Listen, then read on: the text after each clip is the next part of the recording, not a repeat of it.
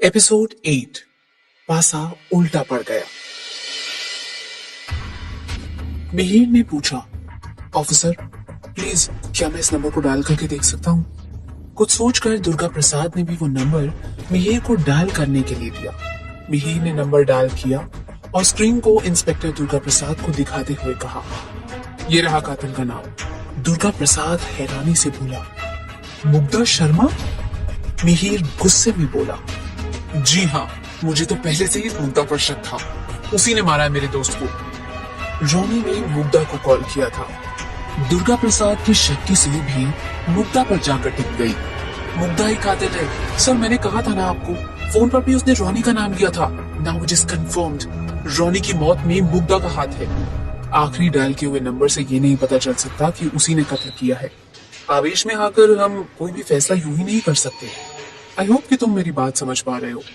हम अभी evidence collect कर रहे हैं। दुर्गा प्रसाद ने मिहिर को समझाते हुए कहा, मैं जानता हूं कि तुमने एक दोस्त खोया, लेकिन कानून का काम है मुजरिम को सजा दिलाना। किसी भी राह चलते व्यक्ति को हम बिना ठोस सबूत के गिरफ्तार नहीं कर सकते, क्योंकि कानून इमोशन पर नहीं एविडेंस के बेसिस पर किसी को गिरफ्तार करता है। अगर यही बात है तो मैं मेरे दोस्त के कातिल को खुद सजा दिलाकर रहूंगा। मैं उस मुग्धा के खिलाफ एक पक्का सबूत खुद लेकर आऊंगा, तब जाकर आप सबको यकीन होगा मेरी बातों पर। इतना कहकर मिहिर वहां से चला गया।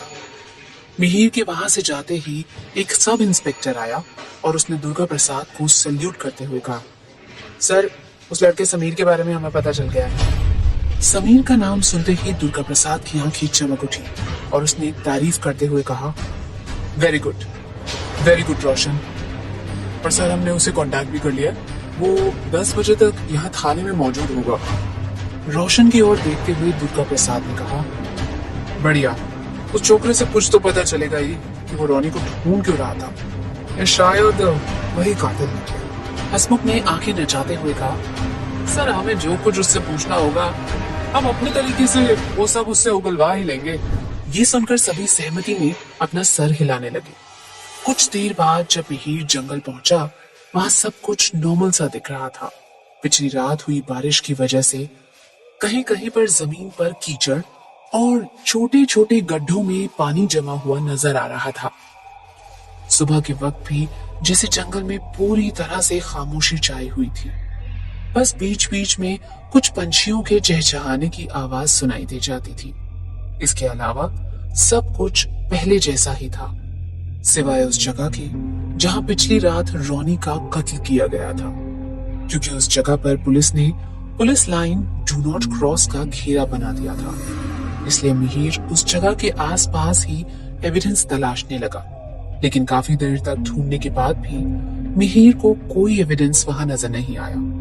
मिहिर को एविडेंस तलाशते वक्त ऐसा एहसास हो रहा था कि कोई जैसे उस पर नजर रख रहा हो, लेकिन मिहिर जब भी पीछे मुड़कर देखता उसे वहां आसपास कोई भी नजर नहीं आता। मिहिर खुद से ही बड़बड़ाया, लगता है मैं कुछ ज्यादा ही सोच रहा हूं। लेकिन वो कहते हैं ना, जहां धुआं उठता है वहीं आसपास कहीं आग लगी होती है। मिहिर को उस वक्त जो भी एहसास हो रहा था वो गलत नहीं था, क्योंकि यहाँ आने के बाद से ही लगातार मिहिर पर कोई नजर रख रहा था। लेकिन वो जो कोई भी था वो मिहिर के सामने नहीं आना चाहता था। कुछ देर और ढूंढने के बाद मिहिर को एक छोटे से गड्ढे में पानी के साथ कुछ चमकता हुआ सा नजर आया, और धूप की किरण जब उस चीज पर पड़ी तब मिहिर की आंखें चमक उठी। ये क्या है? और फिर मिहिर उस चीज को उठाने के लिए आगे बढ़ गया। वो एक अंगूठी थी। मिहिर ने अंगूठी पहले भी देखी थी। वो सोच में पड़ गया। उसके मुंह से निकला, मुग्धा, ये तो मुग्धा की अंगूठी है। आखिर जिस सबूत की मुझे तलाश थी वो मुझे मिल ही गया। मिहिर के चेहरे पर उस वक्त एक अजीब सी खुशी नजर आ रही थी। उसके बाद मिहिर अपने मोबाइल फोन से एक नंबर डायल करने लगा। हेलो ऑफिसर, जो काम आपकी पूरी टीम नहीं कर सकी वो मैंने कर दिखाया है, क्योंकि मुझे मुग्धा के खिलाफ एक ऐसा सबूत मिल गया है जो उसे कातिल साबित करके ही रहेगा। मैं कुछ देर में आपके पास आता हूँ, फिर मुग्धा को सलाखों के पीछे जाने से कोई नहीं रोक पाएगा। वहीं दूसरी तरफ मुग्धा घर से निकलकर कहीं जा रही थी। और एक घर के पास आकर मुग्धा ने डोर बेल बजाई। दरअसल मुग्धा रोनी के पेरेंट्स से मिलने आई थी। वो उनसे रोनी की मौत को लेकर सॉरी कहना चाहती थी, क्योंकि पिछली रात से ही बहुत ज्यादा गिल्ट फील करने की वजह से मुग्धा खुद को संभाल नहीं पा रही थी। इसलिए उसने सोचा क्यों ना रोनी के पेरेंट्स से मिलकर ही सब कुछ बता दिया जाए, फिर चाहे उसका जो भी अंजाम होगा वो भुगतने को तैयार थी। लेकिन जैसे ही दरवाजा खुला, रोनी की माँ अपने सामने एक लड़की को देखकर चौंक गई। कौन हो तुम? भर्राई हुई आवाज में आशा ने पूछा। रात भर रोने की वजह से उनकी आवाज भारी हो गई थी। जी आंटी, मैं रोनी के कॉलेज में पढ़ती हूँ। मेरा नाम मुग्धा है। मुग्धा ने धीरे से रोनी की माँ से कहा।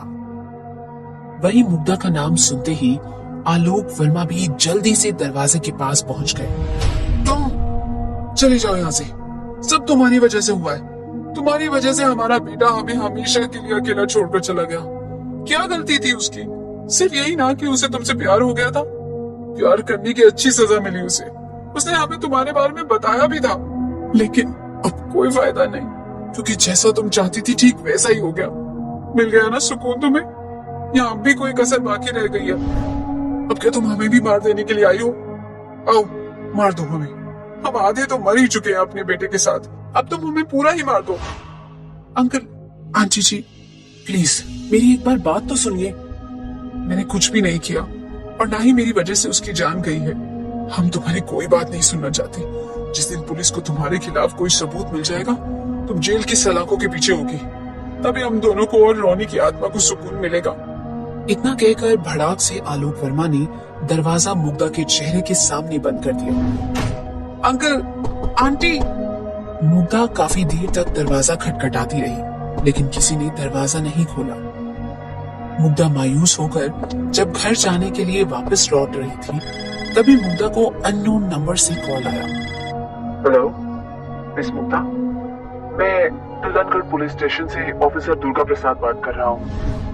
हमें तुमसे रोनी मर्डर केस में एक जरूरी पूछताछ करनी है। तुम्हें अभी के अभी पुलिस स्टेशन आना होगा, और ये रिक्वेस्ट नहीं, मेरा ऑर्डर है। ऑफिसर दुर्गा प्रसाद के इस तरह के रवैये को सुनकर मुग्धा शॉक्ड रह गई और सोचने लगी, आखिर मुझे पुलिस स्टेशन पूछताछ के लिए क्यों बुलाया जा रहा है। कुछ देर बाद जब मुग्धा पुलिस स्टेशन पहुंची, उसे वहां ऑफिसर दुर्गा प्रसाद के अलावा भी कोई और नजर आया। उस वक्त मिहिर खा जाने वाली नजरों से मुग्धा की ओर घूर रहा था। एक पल के लिए मुग्धा को मिहिर का ऐसा बिहेव करना बिल्कुल भी समझ में नहीं आया। तभी इंस्पेक्टर दुर्गा प्रसाद ने बोला, मिस मुग्धा, हमें रोनी के मर्डर इंसिडेंट में आपके खिलाफ 2 सबूत मिले हैं, जिसमें से एक में आपको चाहे राहत मिल जाए, लेकिन दूसरे में शायद नहीं। ये बात सुनकर मुग्धा हैरान रह गई। मुग्धा ने प्रोटेस्ट करते हुए कहा, लेकिन मैंने तो कुछ भी नहीं किया। दुर्गा प्रसाद ने कहा, खैर वो तो ये दूसरा सबूत ही बताएगा। कॉल डिटेल से हमें मालूम चला है कि आखिरी बार रोनी से आपकी तकरीबन 1 मिनट तक बात हुई थी। क्या बात हुई थी ये तो हमें नहीं पता चला, लेकिन क्या आप बताएंगे कौन सी बात हुई थी जिसके बाद रोनी की मौत हो गई। मुग्धा ने बिना ज्यादा टाइम वेस्ट किए जवाब दिया, जी बात हुई भी थी और नहीं भी, क्योंकि नेटवर्क इशू होने की वजह से बातें आधी ही समझ पाई मैं। यही कि वो यहाँ घर वापस आना चाहता था, उसके अलावा मुझे कुछ भी नहीं पता। साइबर सेल के हिसाब से उस वक्त का कॉल लोकेशन और रोनी का कॉल लोकेशन अलग अलग शो हो रहा है। नहीं तो पहला सबूत ही काफी हद तक आपके खिलाफ एक मर्डर चार्ज लगाने के लिए एक पक्का सबूत बन सकता था। लेकिन आपके खिलाफ मर्डर इंसिडेंट पर जो दूसरा सबूत मिस्टर मिहिर को मिला है, वो एक ऐसा सबूत है जिसमें आपको शायद रिहाई नहीं मिल सकती। थोड़ा वक्त लेकर दुर्गा प्रसाद ने आगे पूछा, तो ऑफिसर दुर्गा प्रसाद जैसे हवाई फायर करने लगे। मिहिर, मुझे ऐसा लगता है इस लड़की से तुम्हारी कोई पर्सनल खुन्नस है, और इस बार तो तुमने उसके भाई को भी नहीं छोड़ा। और हाँ, आइंदा से अगर किसी भी इनोसेंट पर्सन पर कोई भी फॉल्स एविडेंस तैयार करने की कोशिश की, तो मजबूरी में आकर मुझे तुम्हें ही अरेस्ट करना होगा। मिहिर, अब तुम जा सकते हो सके तो दोनों लोगों से जाकर माफी मांग लेना। इतना कहकर दुर्गा प्रसाद अपना बाकी का काम करने लगा। वहीं दूसरी तरफ घर जाते हुए मुग्धा इस सोच में डूबी हुई थी, अगर मेरी डायमंड रिंग मेरे पास है तो फिर मिहिर ने एविडेंस के तौर पर जो डायमंड रिंग दी वो किसकी है?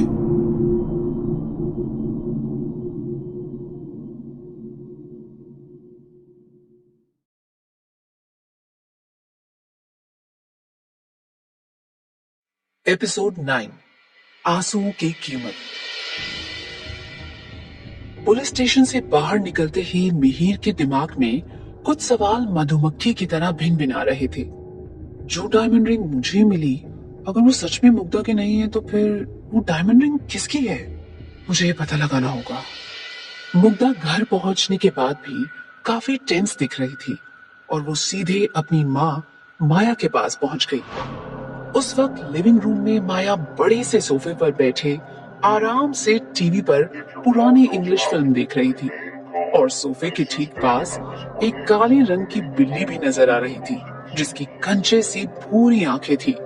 ये माया की पालतू बिल्ली थी। उसका नाम माया ने प्यार से माया भी रखा था। वहीं पास ही टेबल पर एक कांच के ग्लास में लाल रंग का ड्रिंक मौजूद था, जैसे कि वो खून हो। मुग्धा जैसे ही दरवाजे से अंदर दाखिल हुई, माया भी माया की ओर देखकर म्याऊ म्याऊ करने लगी, जैसे कि वो माया को कोई इशारा कर रही हो। मुग्धा के उनके करीब पहुंचते ही माया ने ग्लास से एक सिप लेते हुए कहा, द स्टेप डॉटर। ये सुनकर मुग्धा ने कहा, क्या? माया ने टीवी की ओर पॉइंट करते हुए बोला, मूवी। इस मूवी में जो स्टेप डॉटर है ना, वो हमेशा अपनी स्टेप मॉम को अपनी दुश्मन समझती है। तुम भी कभी देखना। मुग्धा ने कहा, मॉम, मुझे आपसे कुछ पूछना है। Go ahead my darling. Maya ने मुस्कुराते हुए कहा। मुग्धा ने थोड़ा हिचकिचाते हुए कहा, मॉम, मैंने नोटिस किया कि आपने अपनी डायमंड रिंग नहीं पहनी है। इफ यू डोंट माइंड, मैं जान सकती हूँ कि आपकी रिंग कहाँ है? वहीं बिल्ली मायावी की नजरें लगातार मुग्धा को ही घूरती जा रही थी, जैसे कि माया ने अपना सिपा सलार मायावी को घोषित कर रखा था। तभी माया कहती है, रिंग? कौन सी? मुग्धा ने कहा, हमारी फैमिली रिंग मॉम। माया ने जवाब दिया, होगी यहीं कहीं। मुग्धा ने कहा, मुझे देखनी है अभी। माया उसे घूर कर देखते हुए कहती है, क्यों? मुग्धा ने जवाब में कहा, मेरी रिंग मेरे पास है, रितु और समीर की रिंग्स भी उनके पास है, पर आपकी रिंग कहाँ है? क्योंकि रोनी के मर्डर स्पॉट पर पुलिस को एक डायमंड रिंग मिली है जो हूबहू हमारी फैमिली रिंग की तरह है। माया गुस्से में बोलती है, हाउ डेयर यू, तुम मुझ पर शक कर रही हो? तभी माया की बिल्ली मायावी मुग्धा को देखकर गुर्राती है। मुग्धा कहती है, हाँ, मैं आप पर शक कर रही हूँ। अगर आपने कुछ नहीं किया तो आप मेरा शक क्यों नहीं दूर कर देती? माया झट से सोफे पर से उठी और अलमारी के एक कोने से चमचमाती हुई डायमंड रिंग लेकर चली आई और कहा, तुम्हारे सामने मुझे खुद को प्रूव करने की कोई जरूरत नहीं है, मगर लो, देख लो, जिससे तुम्हारा ये बेबुनियाद शक खत्म हो सके। और हाँ, माया शर्मा के अभी इतने बुरे दिन नहीं आए कि उसे बाहर जाकर शिकार करना पड़े। माया के पास वो डायमंड रिंग देखकर मुग्धा को झटका सा लगा और उसके चेहरे पर हवाइयां उड़ने लगी। मुग्धा को उस वक्त कुछ भी समझ नहीं आ रहा था कि वो माया से आगे क्या कहे। उसने शर्मिंदा होते हुए कहा, मॉम, आई एम सॉरी। मगर माया मुग्धा को बिना कुछ जवाब दिए टीवी देखने लगती है। आगे बिना कुछ बोले ही मुग्धा माया के कमरे से बाहर निकल आती है। मुग्धा के कमरे से बाहर जाते ही बिल्ली माया भी माया के हाथों पर चढ़ जाती है। उस वक्त माया भी सीधे माया की आंखों में देख रही थी, जैसे कि वो कुछ कह रही हो। माया ने प्यार से मायावी के बालों को सहलाया और दोबारा से बैठकर वो टीवी देखने लगी। मुग्धा इस वक्त यही सोच रही थी कि क्या उसे अपने पापा से डायमंड रिंग को लेकर पूछना चाहिए, क्योंकि माया के बाद अब उसके पापा ही बचे थे जिनकी डायमंड रिंग देखना बाकी रह गया था। तभी मुग्धा को किसी ने पीछे से आवाज दी, हे मुग्धा। अपने पापा पृथ्वीराज को देखकर मुग्धा उनके गले लग गई और रोने लगी। पृथ्वीराज ने मुग्धा से पूछा, What happened? ऐसे रो क्यों रही हो? मुग्धा ने कहा, मुझे कुछ समझ नहीं आ रहा। और तभी उसका ध्यान अपने पापा के हाथ पर गया। उनके हाथ में वो डायमंड रिंग नहीं थी। मुग्धा एकदम शॉक्ड रह गई और अपने पापा से झटक कर दूर हो गई। मुग्धा ने हैरानी से पूछा, आपने किया ये? नो पापा, how could you do this? इतना कहकर मुग्धा जोर जोर से रोने लगती है। मुग्धा का ऐसा बिहेवियर देखकर पृथ्वीराज भी दंग रह जाते हैं और उससे कहते हैं, क्या क्या किया है मैंने? मुग्धा चिल्लाकर कहती है, आपने मेरा विश्वास तोड़ा है। इस पूरे घर में सिर्फ आप ही तो थे जिस पर मैं आंखें बंद करके विश्वास करती थी, और आपने मेरे साथ ये किया। पृथ्वीराज अब थोड़ा गुस्से में बोलते हैं, मैंने विश्वास तोड़ा? कहना क्या चाहती हो तुम? मुग्धा जवाब में कहती है, आपने मेरा विश्वास तोड़ा है, आपने ही रोनी को मारा है। अब पृथ्वीराज गुस्से में आग बबूला होकर कहते हैं, What nonsense is this? मैं तुमसे प्यार करता हूँ, लेकिन इसका मतलब ये नहीं है कि तुम मुझ पर बेवजह इल्जाम लगाती रहो। तभी उनकी बात को बीच में काटते हुए मुग्धा ने कहा, ये इल्जाम बेवजह नहीं है। आपने अगर रोनी को नहीं मारा तो आपकी डायमंड रिंग कहाँ है? पृथ्वीराज अपनी बात कहने ही लगे थे कि तभी थापा ने करीब आकर उनके हाथ में डायमंड रिंग देते हुए कहा, साहब, आपकी ये डायमंड रिंग वहाँ कार में रह गई थी। मैंने सोचा कहीं गुम ना हो जाए, इसलिए मैं ये आपको देने आया हूँ। उस वक्त मुग्धा थोड़ी हैरानी के साथ थापा की तरफ ही देख रही थी। तभी पृथ्वीराज ने थापा से रिंग लेते हुए मुग्धा की तरफ देखा और ना में सर हिलाते हुए कहा, मुझे तुमसे ये उम्मीद नहीं थी। इससे पहले कि मुग्धा अपने पापा से माफी मांगती, पृथ्वीराज वहां से चले गए। मुग्धा बहुत शर्मिंदा हुई और रोते रोते नीचे जमीन पर गिर गई और जोर से चिल्लाई, किसने मारा है रोनी को? ये सब क्या हो रहा है मेरे साथ? मुग्धा इतनी जोर से चिल्ला रही थी कि जिसकी आवाज शिमला की पहाड़ियों में गूंज रही थी। पोस्टमार्टम और बाकी की सारी पुलिस कार्रवाई के बाद रोनी की बॉडी को वर्मा फैमिली के हाथों में सौंप दिया गया। रोनी की मौत की वजह से कॉलेज में एक दिन की लीव डिक्लेयर कर दी गई थी और वहीं कॉलेज फेस्ट को भी कुछ दिनों के लिए पोस्टपोन कर दिया गया था, क्योंकि एक के गम में दूसरे लोग खुशियां नहीं मना सकते थे। इंसानियत अभी इतनी भी जलील नहीं हुई है। और वहीं उस रोज रोनी का दाह संस्कार हिंदू रीति रिवाजों के साथ हो रहा था। वहां दाह संस्कार में कई सारे पुलिस वालों के साथ लगभग कॉलेज के सारे स्टूडेंट्स और कई सारे प्रोफेसर्स भी वर्मा फैमिली के साथ मौजूद थे। मिहिर इस मुश्किल घड़ी में वर्मा फैमिली के साथ ही खड़ा था।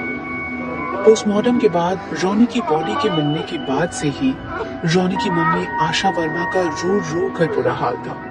वो 2 बार तो रोते रोते बेहोश भी हो गई थी। खुद आलोक वर्मा भी अपने बेटे को आखिरी बार अलविदा करने की बात सोचकर रोने लगते। मिहिर की आंखों में आंसू थे और उसके चेहरे से उदासी साफ झलक रही थी, लेकिन वो खुद को रोने से रोक रहा था, क्योंकि वो जानता था अगर वो अभी रो पड़ा तो वो बेहद कमजोर पड़ जाएगा और वो उसके बेस्ट फ्रेंड के कातिल को सजा नहीं दिला पाएगा। सारे बंदोबस्त करते करते ही शाम का वक्त हो चला था। वहीं एक झील के किनारे सभी लोग रोनी की बॉडी को लकड़ियों पर लिटा चुके थे। सूरज की लालिमा उस वक्त रोनी के बेरौनक चेहरे पर पड़ रही थी, जिस वजह से रोनी की आंखें बंद होने के बावजूद भी मिहिर को ऐसा लग रहा था जैसे कि रोनी अभी उठेगा और उसे अपने पास बुलाकर गले लगने को कहेगा। लेकिन ऐसा कुछ भी होना अब मुमकिन नहीं था, क्योंकि सांसों के थमने के बाद कोई भी उठकर गले लगने को नहीं कहता। एक इंसान की सांसों का थमना कई रिश्तों के थम जाने जैसा होता है। वहीं दूसरी तरफ आलोक वर्मा रोनी की बॉडी को अग्नि देने को राजी नहीं हो रहे थे, क्योंकि इस हालत में भी वो अपने बेटे को कहीं जाने नहीं देना चाहते थे, क्योंकि कोई भी बाप ये नहीं चाहेगा कि उसके जिंदा रहते हुए वो अपने जवान बेटे के शरीर को अग्नि दे। सब लोग आलोक वर्मा को मनाने में लगे हुए थे, क्योंकि कुछ बातों पर इंसान का जोर नहीं चलता, उसे हालात के साथ समझौता करना ही पड़ता है। अग्नि देते ही रोनी की बॉडी धू धू कर जलने लगी। वहीं मिहिर बार बार रोनी की जलती हुई बॉडी की ओर देख रहा था, जैसे कि वो अपने आप से एक वादा कर रहा हो कि वो हर हाल में अपने दोस्त के कातिल को सजा दिलाकर ही रहेगा। वहीं थोड़ी दूर झील के दूसरी तरफ कॉलेज की बहुत सी लड़कियां एक ओर खड़ी होकर ये सब देख रही थी, क्योंकि हमारे हिंदू धर्म के अनुसार लड़कियां दाह संस्कार में शरीक नहीं हो सकती। वहीं जूही और मोहना आशा वर्मा को सहारा दे रही थी और वहीं उनसे थोड़ी दूरी पर एक किनारे मुग्धा खड़ी थी। उसके चेहरे पर उदासी साफ नजर आ रही थी। वो खुद को रोनी की मौत के लिए कोस रही थी। उसे खुद पर भी बेहद गुस्सा आ रहा था क्योंकि लाख कोशिशों के बावजूद भी वो रोनी को बचा नहीं पाई थी। रोनी की बॉडी को अग्नि देते हुए देखना मुग्धा बर्दाश्त नहीं कर पा रही थी। खुद को संभालने के लिए वो तेजी से जंगल की ओर बढ़ने लगी। वहीं जूही ने जब मुग्धा को जंगल की ओर भागते हुए देखा तो वो उसे पीछे से पुकारने लगी, लेकिन मुग्धा को इतनी भी सुध नहीं थी कि वो किसी की पुकार या आवाज सुन पाती। मुग्धा उस वक्त जंगल की तरफ लगातार तेजी से बढ़ती जा रही थी क्योंकि वो ये नहीं चाहती थी कि कोई भी उसे रोता हुआ इस हालत में देखे। वो अपना उदास चेहरा तो उन लोगों को दिखाना मंजूर भी कर सकती थी, लेकिन उसके लाल आंसुओं को अगर कोई देख लेता तो ये मुग्धा के लिए बिल्कुल भी अच्छा नहीं था, क्योंकि ऐसे में शक की सुइयां दोबारा से मुग्धा पर गड़ जाती। वहीं कुछ दूर तक जूही ने भी मुग्धा का पीछा जंगल तक किया, मगर मुग्धा की रफ्तार इतनी ज्यादा थी कि जूही उस तक पहुंच नहीं पाई और पलक झपकते ही मुग्धा जंगल के बीचों बीच कहीं ओझल हो गई। जूही मुग्धा को ढूंढते ढूंढते जंगल के बीचों बीच बढ़ती जा रही थी। वहीं जंगल के बीचों बीच पहुंचकर मुग्धा एक जगह पर पत्थर से चोट लगने की वजह से गिर गई। गिरने के बाद उसके आंसुओं की सीमा का कोई अंत न रहा। लाल पड़ चुकी आंखों से झरने के पानी की तरह बेतहाशा लाल खून बहने लगा और मुग्धा खुद से ही कहने लगी, आज एक माँ तुम्हारी वजह से बेसहारा हो गई। तुम्हारी वजह से एक पिता ने अपना जवान बेटा खो दिया। सिर्फ तुम्हारी वजह से एक फैमिली टूट कर बिखर गई। मुग्धा, सिर्फ तुम्हारी वजह से।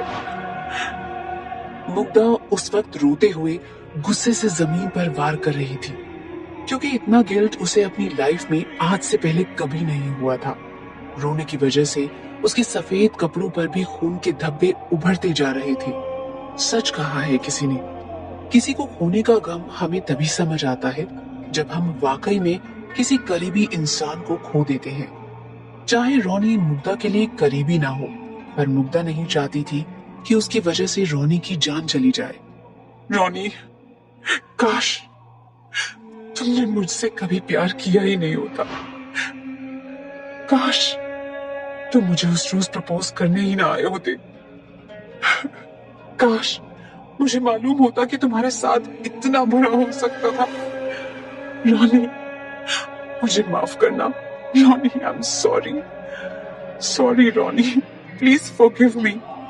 तुम जहां भी हो मुझे माफ करने की कोशिश करना। रोनी। इतना कहकर मुग्धा और ज्यादा जोर से रोने लगी। वहीं जंगल के बीच पहुंचकर जूही ने खुद से कहा, अरे इतनी जल्दी कहां चली गई ये लड़की? अभी तो यही थी। Strange girl. मुग्धा, मुग्धा। जूही जोर जोर से मुग्धा का नाम लेकर पुकार रही थी। तभी अचानक से जूही को ऐसे महसूस हुआ जैसे जंगल में पक्षियों का चहकना बंद हो गया हो। वहीं चारों तरफ एक अजीब सा सन्नाटा पसर गया था। जूही की हालत वहां अचानक से आए माहौल में बदलाव को देखकर खराब होने लगी। उसे लगने लगा जैसे वो किसी ऐसी जगह पहुंच गई हो जहां उसे अभी नहीं होना चाहिए था। जूही रास्ता भटक गई थी। उसे जंगल से बाहर निकलने का कोई रास्ता नहीं सूझ रहा था। इसी बीच जूही ने महसूस किया कि कोई साया धीरे धीरे उसके करीब बढ़ने लगा था। जंगल में शाम होने से पहले ही अंधेरा घिरने लगा, जिस वजह से जूही समझ नहीं पाई कि उसके करीब कौन बढ़ता जा रहा था। जूही ने खुद से ही बड़बड़ाते हुए कहा, ओह माय डॉग, मैं इस मुद्दा को ढूंढते ढूंढते कहाँ चली आई? मैं आई किस तरफ से थी और मुझे जाना किस तरफ है? कुछ पता ही नहीं चल रहा है। तभी अचानक से एक साई ने गर्दन से जूही को पकड़कर हवा में उठा लिया। जूही इन सबके लिए बिल्कुल तैयार नहीं थी, क्योंकि उस साई ने जूही को हिलने तक का मौका नहीं दिया। गर्दन को कसकर पकड़ने की वजह से जूही हवा में अपने हाथ पैर मारने लगी। वहीं वो साया बड़ी बेदर्दी के साथ जूही को अपने कब्जे में लेने की कोशिश करने लगा। जूही मुग्धा का नाम लेकर चिल्लाना चाहती थी, लेकिन डर और दहशत से उसका बुरा हाल था। वहीं उसकी गर्दन पर उस साए का दबाव और ज्यादा बढ़ता ही जा रहा था। अपने चेहरे पर मास्क पहनने की वजह से उस साए का चेहरा जूही देख भी नहीं पा रही थी। तभी उस साए ने एक झटके के साथ जूही की जमीन पर जोर से पटक दिया। जूही जमीन पर गिरी और उसकी जोरदार चीख निकल गई। मुग्धा! वहीं वो साया एक हुंकार के साथ अपने पैने नाखूनों से जूही को चीरने फाड़ने के लिए आगे बढ़ने लगा। इन सब से बेखबर मुग्धा अपने ही गम में डूबी हुई थी। वहीं दूसरी तरफ उसकी दोस्त जूही की जान खतरे में थी।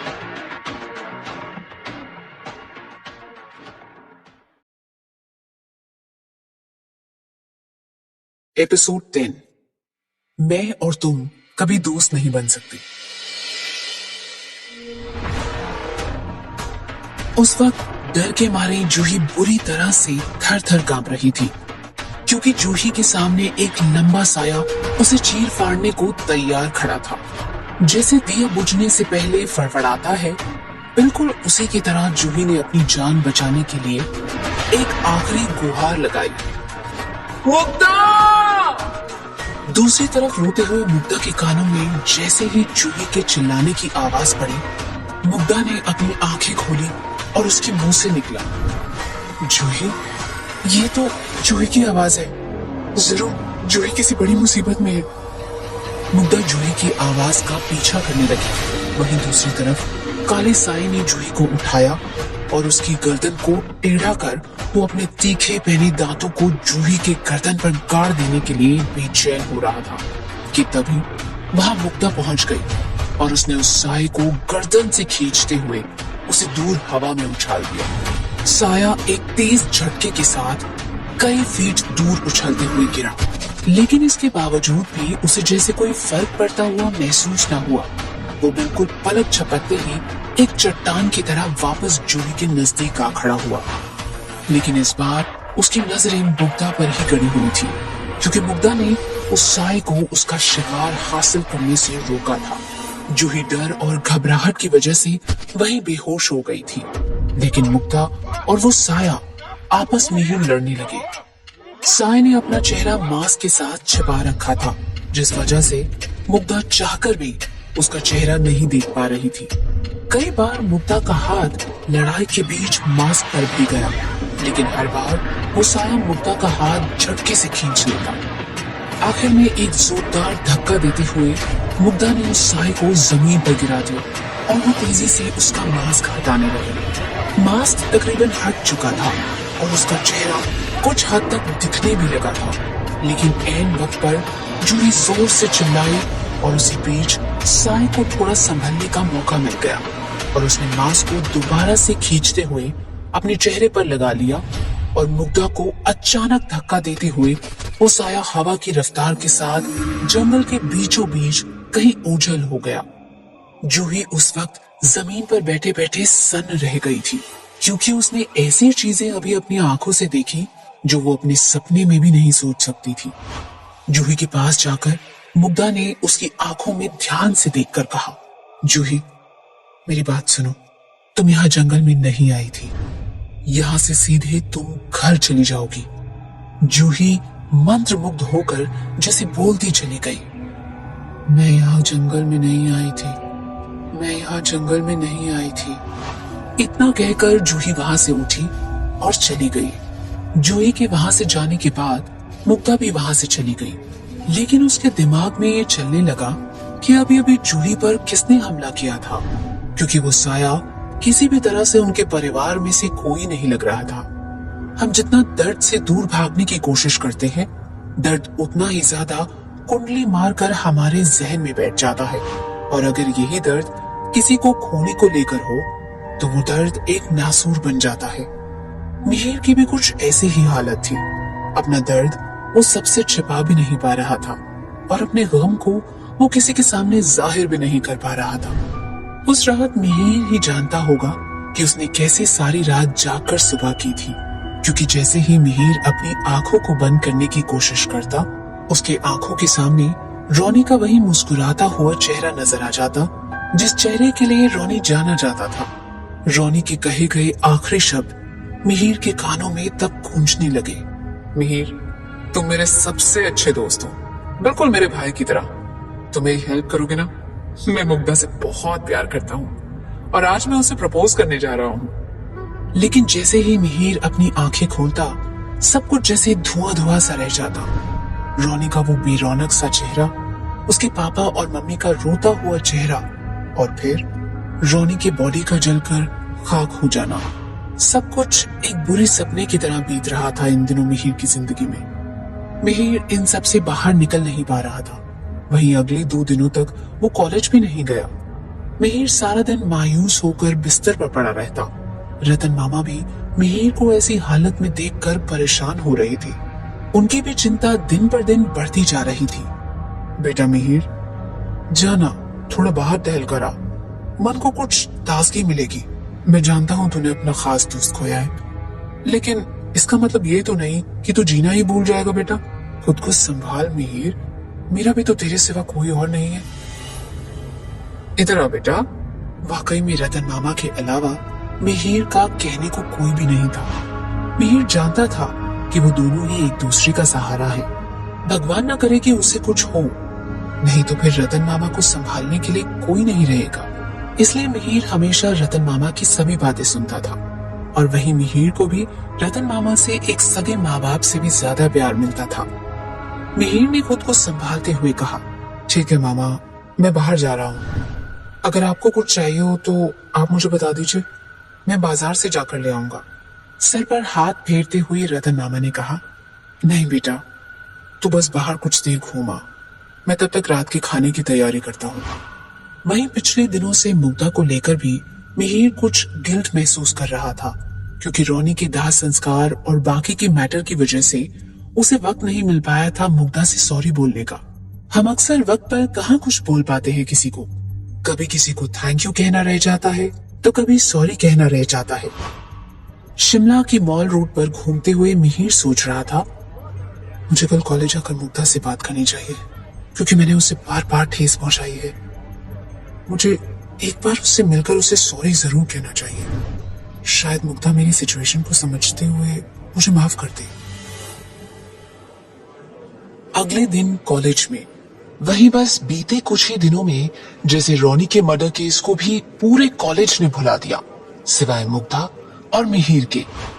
वैसे भी हमेशा से हम इंसानों की यही फितरत रही है कि हम किसी भी चीज को ज्यादा दिनों तक खुद से जोड़कर नहीं रख सकते, फिर चाहे खुशी हो या फिर गम। पहले सिर्फ नाम की 2 दिन की उदासी, और फिर हर तरफ फेस्ट को लेकर चर्चा शुरू हो गई।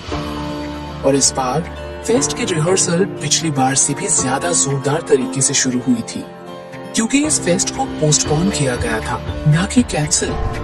और इस फेस्ट को कैंसिल किया भी नहीं जा सकता था, क्योंकि इस बार शिमला सिटी कॉलेज की प्रेस्टीज दांव पर लगी हुई थी। हर कोई अपने डांसिंग पार्टनर के साथ डांस प्रैक्टिस करने में लगा हुआ था, तो वहीं कुछ लोग अपने पार्टनर्स को लेकर काफी एक्साइटेड थे। स्टडीज की फिक्र किसी को नहीं थी, क्योंकि यहाँ कॉलेज में गिने चुने स्टूडेंट्स को छोड़कर किताबों में सर फोड़ने का शौक किसी को भी नहीं था। आज मुग्धा को मिहिर ने कॉलेज में जब आते देखा, तब से ही मिहिर मुग्धा के करीब जाने के बहाने तलाशने लगा, क्योंकि वो काफी गिल्ट फील कर रहा था और उसे हर हालत में मुग्धा से मिलकर उसे सॉरी कहना था। लेकिन मिहिर जैसे ही मुग्धा के करीब जाने की कोशिश करता, मुग्धा या तो अपना रास्ता बदल देती या उसे इस तरह से इग्नोर करती जैसे कि वहाँ मिहिर मौजूद ही न हो। मिहिर मुग्धा के सामने जाने की अपनी हर कोशिश कर रहा था, लेकिन उसे कोई फायदा नहीं हो पा रहा था। मिहिर लंच टाइम में मुग्धा के पास वाली सीट पर बैठा भी था, लेकिन मुग्धा लंच करते करते बीच में ही उठकर खड़ी हो गई थी और मिहिर को बोलने का कोई मौका नहीं मिल पाया। वहीं लंच के बाद की क्लास में जैसे ही मुग्धा क्लासरूम से बाहर निकली, मिहिर लगभग भागते हुए क्लासरूम से बाहर आया और मुग्धा का पीछा करने लगा। उस वक्त मुग्धा के ठीक पास जूही खड़ी थी, जो उसके साथ साथ ही चल रही थी। उसे भी अब तक सब कुछ पता चल चुका था मिहिर और मुग्धा के बारे में, और उसे कहीं ना कहीं मिहिर पर थोड़ा तरस भी आ रहा था। मुग्धा के ठीक सामने आकर मिहिर ने कहा, मुग्धा, आई एम सॉरी, प्लीज मुझे माफ कर दो। लेकिन मिहिर की बातों को अनसुना सा करते हुए मुग्धा जूही के साथ बस में बैठकर जाने लगी। ये सब कई सारे स्टूडेंट्स भी वहां खड़े खड़े देख रहे थे। वहीं कुछ लड़कियों को ऐसा भी लगने लगा था कि मिहिर मुग्धा को प्रपोज करने की कोशिश कर रहा था या कर चुका था, जिस वजह से वो बार बार मुग्धा को सॉरी बोल रहा था। मिहिर भी कम भीड़ नहीं था, वो भी दौड़कर उनके पीछे पीछे उसी बस में चढ़ गया। बस में पहुंचकर मिहिर भीड़ को हटाते हुए मुग्धा की सीट के पास जाकर खड़ा हो गया। उस वक्त जूही की आंखें मिहिर को ही घूर रही थी, और वहीं मुग्धा खिड़की से सारे नजारे इस तरह से देख रही थी जैसे कि वो कोई टूरिस्ट बस में बैठी हो और आसपास के लोगों से उसका कोई लेना देना ही नहीं हो। बस में मिहिर ने मुग्धा से बात करने की कोशिश करते हुए कहा, मुग्धा, प्लीज एक बार मेरी बात तो सुन लो। मुग्धा ने मिहिर को नजरअंदाज किया। तभी जूही बोली, मिहिर, मुग्धा बात नहीं करना चाहती तो कोई बात नहीं, तो मुझसे बात कर लो। मिहिर ने जूही से कहा, जूही, तुम मुग्धा से कहो ना, मैं अपनी गलती मान रहा हूँ। पर वो सुन ही नहीं रही। जूही भी झट से मुग्धा से कहती है, यार मुग्धा सुनना, मिहिर बोल रहा है कि मैं अपनी गलती मान रहा हूँ पर वो सुन ही नहीं रही, तो सुन लेना। मुग्धा कोई जवाब नहीं देती। फिर जूही मिहिर से कहती है, मुग्धा कुछ नहीं बोल रही। मिहिर दोबारा कहता है, मुझे गलत फहमी हुई थी, लेकिन अब मैं सारा सच जान चुका हूँ और मैं अपने बिहेवियर के लिए शर्मिंदा हूँ। प्लीज जूही, तुम मुग्धा को समझाओ ना। जूही मुग्धा को कोहनी मारते हुए कहती है, मिहिर कह रहा है मुझे गलत फहमी हो गई थी, लेकिन अब मैं सारा सच जान चुका हूँ और मैं अपने बिहेवियर के लिए शर्मिंदा हूँ। प्लीज जूही, तुम मुग्धा को समझाओ ना। तभी मुग्धा के और करीब बढ़कर मिहिर ने कहा, मुग्धा, आई am sorry, I am very sorry. मुझे वैसा तुम्हारे साथ बिल्कुल नहीं करना चाहिए था, मुझे उसका कोई हक नहीं था, प्लीज मुझे माफ कर दो।